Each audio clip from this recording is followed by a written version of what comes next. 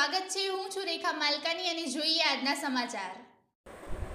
પવિત્ર દિવાળીના પાવન દિવસે પાળિયાદ સ્થિત પૂજ્ય શ્રી વિસામણ બાપુની જગ્યા ખાતે આજે પ્રભાતથી જ ભક્તિભાવનું સમુદ્ર ઉમટી પડ્યું છે।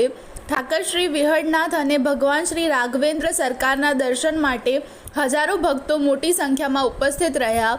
પૂજ્ય શ્રી 1008 મહામંડલેશ્વર શ્રી નિર્મળાબા તથા પૂજ્ય શ્રી ભૈલો બાપુના આશીર્વાદ મેળવનાર સેવકોમાં આનંદ અને ભક્તિની લહેર જોવા મળી હતી।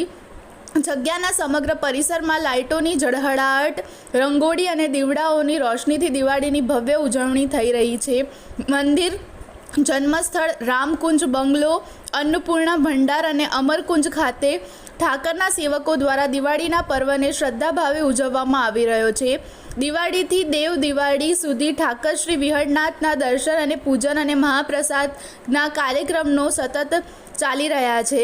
જગ્યા પર ભક્તોની વિશાળ ઉપસ્થિતિ સાથે આનંદ અને ઉત્સાહનું વાતાવરણ છવાયું છે।